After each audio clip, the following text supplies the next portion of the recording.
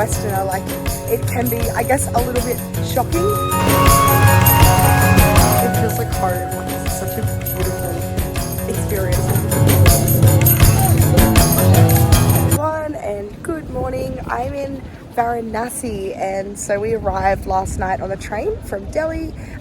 The city is so different to what I expected already, so I'm just gonna film some stuff. We're gonna be here for 2.5 days, so come with me and I guess we'll explore the city.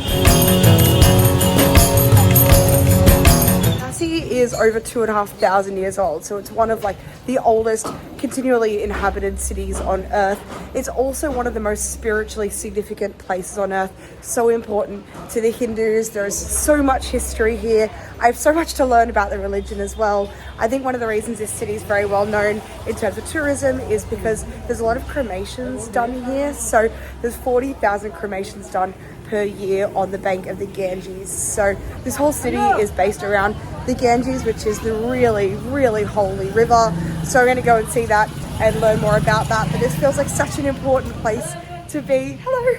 And I feel so lucky to be here. So I can't wait to learn some more. So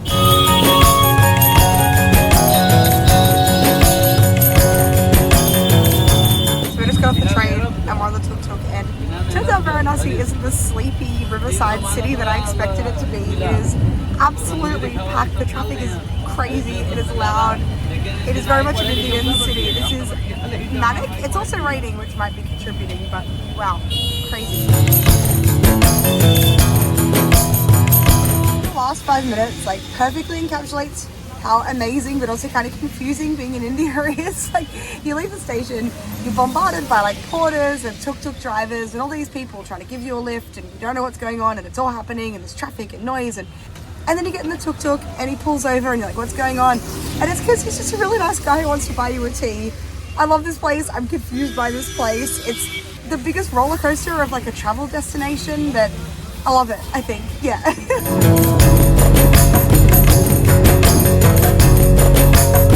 Okay, so we're staying near one of the main ghats, so we've just come down to like the river to walk along to get breakfast, and there's so many people around. I guess I didn't realize like there's a population of like 3 million people here, which is like bigger than Sydney, so that's yeah, makes sense. You know, there's lots of markets, lots of people, lots of dogs, lots of things going on, a lot of things I don't understand, ceremonies, rituals, stuff like that, so I'm keen to do some tours and like learn more about the area. There's like a bunch of people swimming there, and actually quite a lot of people swimming and sort of using the water and things. I know it's like a really sacred river for them, but it's really, really interesting to actually kind of be here and see it in real life. So this whole area like along the river is built on all of these stairs, like crazy how tall all the stairs get. But apparently once a year the whole thing floods, and even that cafe that we're in, which is like up there, goes underwater. So like the snow on the Himalayas melts and then the water level rises. So we're really lucky we're actually here at this time of year when like this whole bank is sort of exposed, because I can't even imagine what it would look like without all of this. It's obviously such a sacred river. I've spoken to some locals who have said that because the river is so holy, it's kind of believed it doesn't really get dirty, which I guess because it sort of purifies or cleanses itself. But to be honest, like, it is kind of crazy seeing like human remains being thrown into the river right next to where people are like swimming and bathing in it. I obviously don't want to seem like culturally insensitive or anything, but just from my perspective, coming here as a Westerner, like, it can be, I guess, a little bit shocking, but that's obviously why I'm here, like that sort of culture shock and that new experience, and to learn some new things about Hinduism. So yeah, I've been absolutely smacked in the face with unfamiliar, feeling foreign, not knowing what's going on sort of feeling. Okay, so there's these ghats that are along the river, and they're all sort of used for different things. The sunrise ceremony, and then there's a couple that do sort of cremations and stuff, and then and then there's, I mean, all the different types of ceremonies and things happening in different areas. And like, honestly, like, admittedly, I don't exactly know what's happening in all these, although there's a bunch of kids playing cricket there, which as an Australian I understand that much.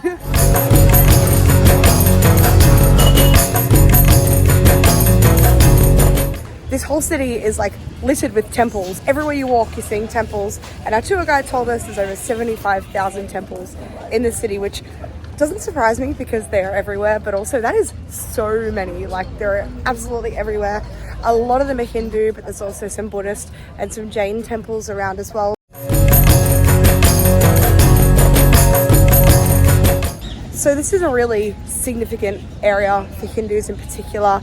If you die in Varanasi and are cremated in Varanasi, the belief is this stops the cycle of reincarnation. So really important. A lot of people do come here to die, but there's also bodies sent from all over India and further to come here to be cremated here as well. So all types of people from all walks of life are all cremated here. So it's this real great sort of equalizer that everyone's cremated in exactly the same way.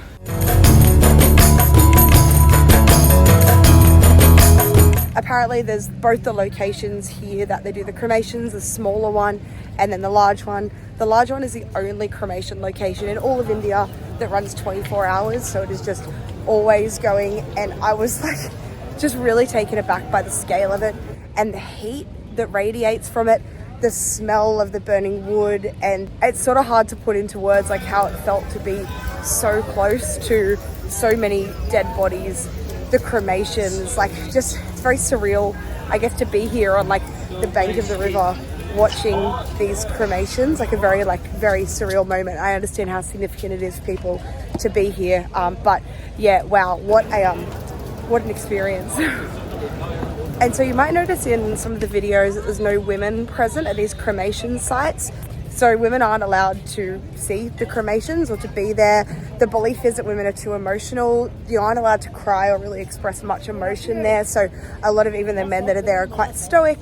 I think that's supposed to help the sort of cycle of reincarnation end and the people to pass on peacefully if there's not a huge amount of sort of emotion and crying and things. But it definitely makes for a really interesting environment and mood there. There's a lot of people just sort of standing around, which I guess is quite different in the West than when you see sort of funerals and cremations and stuff like that.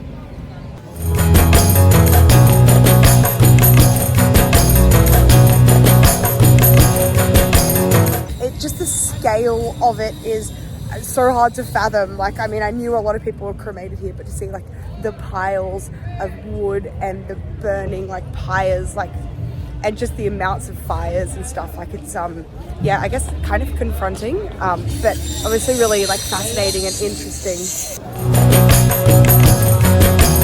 Okay, so I learned that there's 5 types of people that aren't cremated here, but everyone else can be cremated.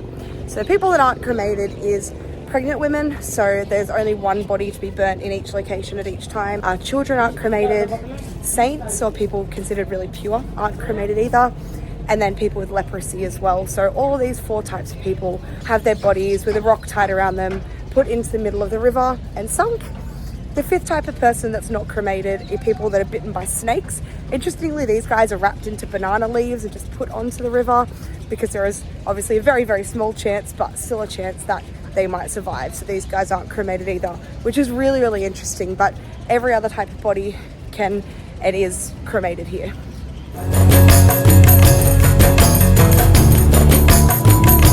So they apparently do like 300 to 400 cremations as a minimum per day in this location. So it is really, really busy. There's always lots of bodies burning, and each body takes like 3 to 4 hours to burn. So it takes quite a while. It was pretty crazy standing there and seeing like the arms and legs slowly burn. I won't share all the footage with you that I got because some of it is a little bit confronting. But it's really interesting how they see death as, you know, not as much of a devastating thing and all a bit more part of life. I know that obviously everybody believes different things and you can't generalize, but it feels like death's a bit more of like accepted as part of the cycle. But yeah, I don't know why I'm surprised that there is so many dead bodies here. I just hadn't really seen many dead bodies in my life, and I've seen a lot today. So yeah, it's a lot to kind of process and sort of can be kind of confronting.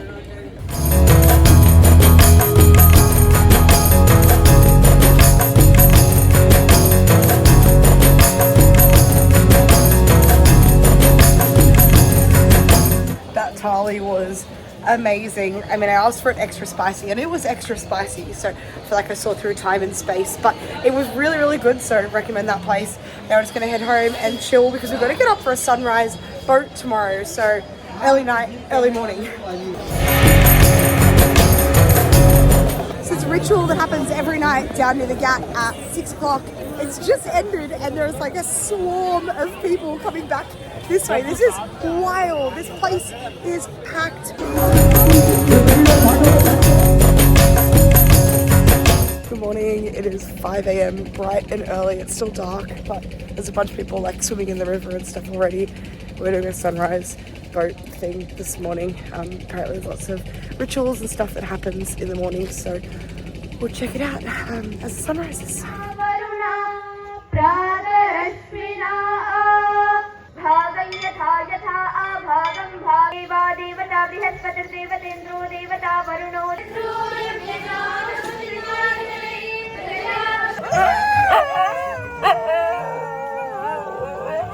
Doing the tour, and I love that like every single tour you do starts with chai. I love that about India.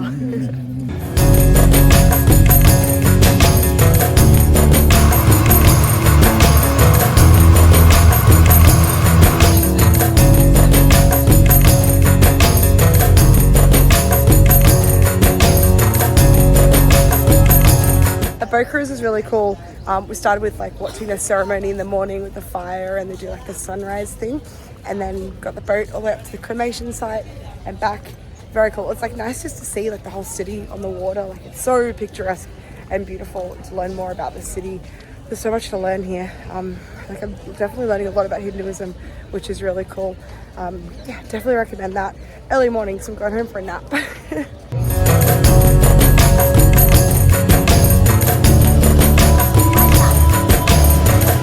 Oh my god, it's crazy like how busy these streets are and how many people live here. This is insane. So it's all happening.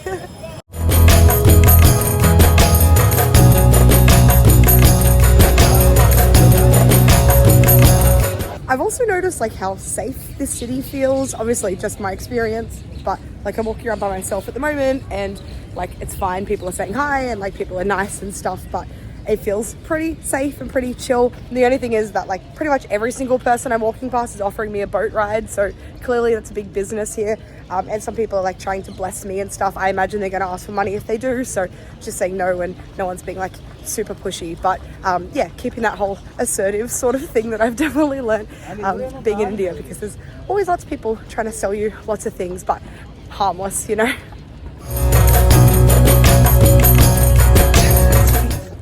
There's also like a bunch of monkeys around here, which is really cute, but they're the kind of monkeys that I think would go like aggro, hello.